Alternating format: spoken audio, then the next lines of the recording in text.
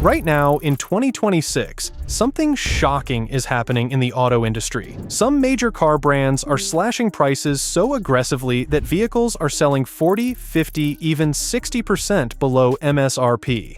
Today we're talking about the car brands that could actually go bankrupt, and why they're suddenly dumping cars for prices that look almost impossible. Most people think these huge discounts are just normal dealership promotions. Maybe inventory is high, maybe the economy slowed down, and manufacturers are simply trying to clear space on the lot. But the truth is far more serious. These discounts aren't just marketing tactics. In many cases, they're signs of financial panic. Several well-known automakers are fighting for survival right now, and the desperate pricing you're seeing is a warning signal that something is deeply wrong behind the scenes. In this video, I'm breaking down 7 major car brands that are in serious trouble in 2026, the shocking reasons their businesses are collapsing, and why their fire sale pricing still might not be enough to save them. We're looking at real dealership closures, billion-dollar losses, collapsing sales numbers, and industry analysts already warning that some of these brands may not survive the next few years.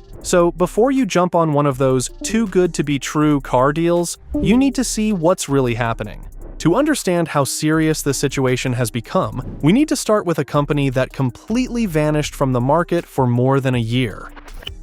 Jaguar.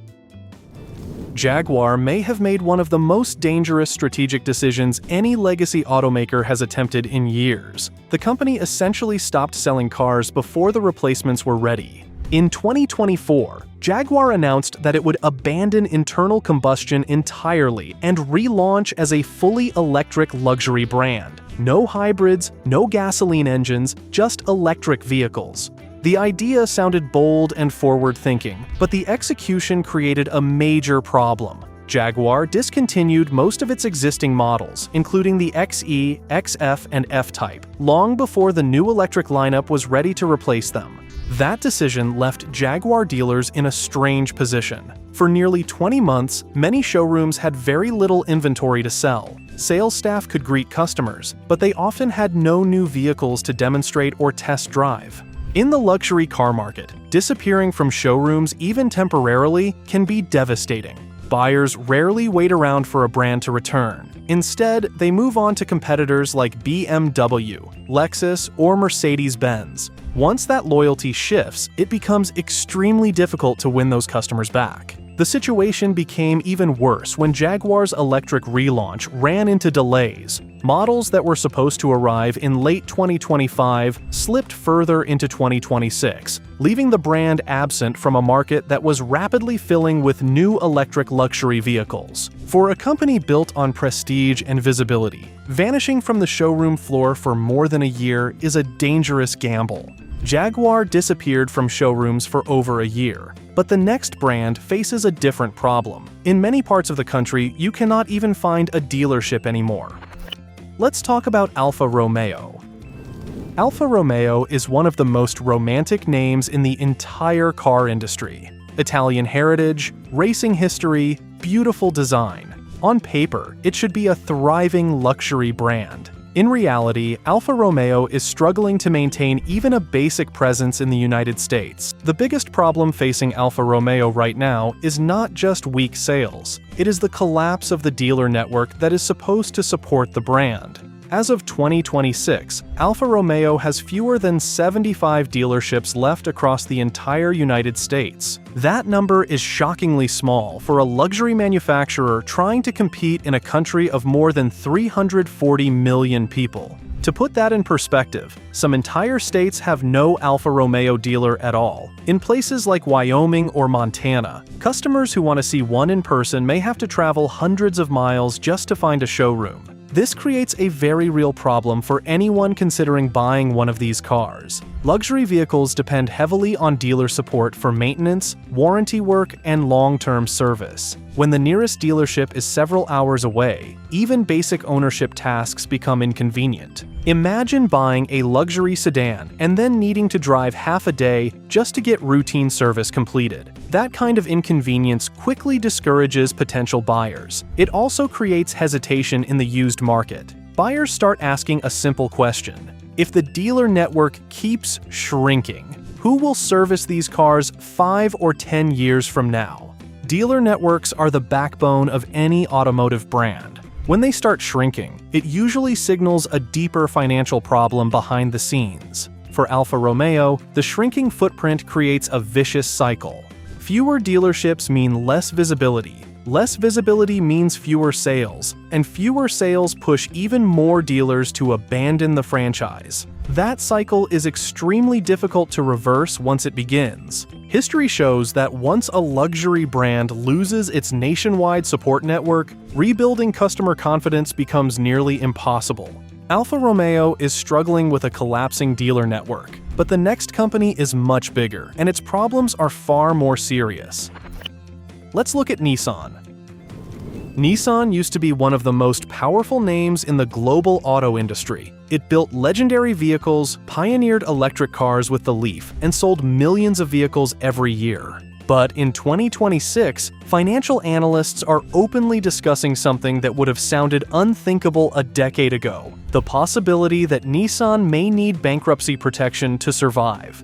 The crisis did not appear overnight. It is the result of years of decisions that slowly weakened the company's foundation. Recently, Nissan announced 9,500 global layoffs and plans to reduce production capacity by roughly 25%. These are not minor adjustments. These are the kinds of moves companies make when they are trying to stop massive financial bleeding.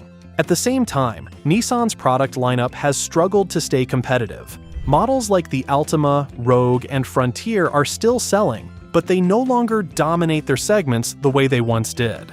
Competitors such as Toyota, Honda, and Hyundai have steadily pulled ahead in reliability, technology, and resale value. The problem becomes even more serious when you look at Nissan's reliability reputation, particularly with its continuously variable transmissions. Many Nissan owners report transmission failures between 50,000 and 80,000 miles, which often happens just as the original factory warranty expires. Repair costs can easily exceed $5,000, turning what was supposed to be affordable transportation into an expensive surprise. When you combine reliability concerns with falling resale values and shrinking profit margins, the financial pressure becomes enormous. For a company of Nissan's size, that kind of downward spiral can become extremely dangerous if it continues for too long. Nissan's crisis comes from years of bad decisions catching up. The next brand has a different problem. Many buyers simply cannot explain why it exists. Let's talk about Lincoln. Lincoln has spent more than a decade trying to reinvent itself as a serious luxury brand. The problem is that even today, many buyers still struggle to answer a simple question: why choose a Lincoln instead of something else? Lincoln's biggest challenge right now is not necessarily product quality. Some of their vehicles, like the Aviator or the Nautilus, are actually quite competitive in terms of comfort and features. The real problem is identity. Over the past 15 years, Lincoln has repeatedly repositioned itself in the luxury market. One moment the brand focuses on high-tech innovation, the next it emphasizes quiet comfort and sanctuary interiors, and then suddenly it attempts to compete with performance-oriented luxury brands. These constant shifts have created confusion for both customers and dealers. Meanwhile, competitors such as Lexus, Genesis, BMW, and Mercedes-Benz present much clearer brand identities. Buyers understand exactly what those brands represent the moment they walk into a showroom. This confusion becomes obvious when customers start comparing vehicles. A buyer considering a Lincoln SUV will often cross-shop it against something like a Lexus RX or a Genesis GV80. At that point, buyers start thinking about long-term ownership. Lexus is known for reliability and strong resale value. Genesis offers generous warranties and rising prestige. German brands still dominate the performance image. Lincoln, by comparison, often struggles to present a clear reason why it should be the better choice. When that identity becomes unclear, depreciation tends to increase and customer loyalty weakens. In a crowded luxury market, even good vehicles can struggle if the brand story behind them is not compelling. Lincoln struggles with identity in a crowded luxury market, but the next brand faces something even worse. It barely has any cars left to sell. Let's take a look at Chrysler. Chrysler's biggest problem is brutally simple. It almost has no lineup left. As of 2026, the brand is essentially surviving on one main vehicle, the Chrysler Pacifica minivan. A few years ago, there was also the Chrysler 300 sedan, but that model has already been discontinued, leaving the brand with almost nothing to attract new customers. For a major automaker brand to rely on a single vehicle is extremely dangerous, especially in an industry where competitors constantly refresh their entire lineup. This situation creates a strange dynamic at dealerships. Because Chrysler has so few products to sell, dealers often push extremely aggressive incentives just to keep inventory moving. Minivans that once sold close to sticker price are now frequently offered with thousands of dollars in rebates, low-interest financing, and heavily discounted lease deals. For buyers, the discounts can look tempting, but the long-term concern is what happens to resale value if the brand itself continues shrinking or disappears altogether. Automotive history shows that brands with shrinking lineups rarely recover. When manufacturers stop investing in new models, it usually signals that corporate leadership is quietly preparing to phase the brand out. That creates a serious risk for buyers. A car from a struggling brand may look like a bargain today, but if the brand fades away, resale value and long-term support can quickly collapse. And Chrysler's situation is concerning, but the next brand we're about to discuss is even more surprising. Because unlike Chrysler, this company still sells millions of vehicles worldwide. Yet financial analysts are already warning that its entire business model may be heading toward collapse. Chrysler's shrinking lineup raises serious questions about its future, but the bigger story is the company that owns it. That company is Stellantis. Stellantis may be one of the most confusing companies in the entire auto industry. Instead of running one struggling brand, it is trying to manage a whole collection of them at the same time.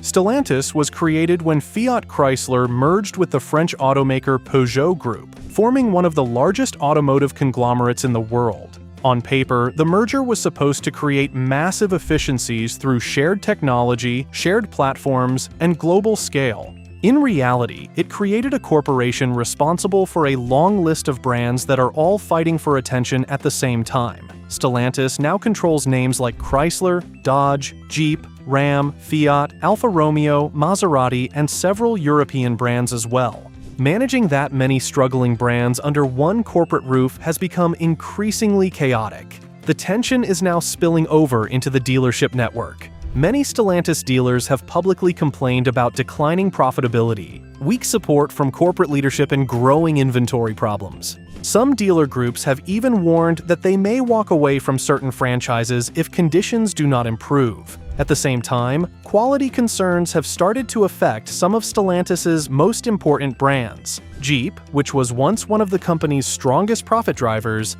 has faced increasing criticism over reliability and build quality. As those concerns spread, resale values and customer confidence begin to weaken. When a company spreads its resources across too many struggling brands, it becomes harder to invest enough money into the technologies that will define the next generation of vehicles. Stellantis is struggling to manage a massive collection of brands, but the final entry on this list is far more shocking. Even one of the world's largest automakers is under pressure.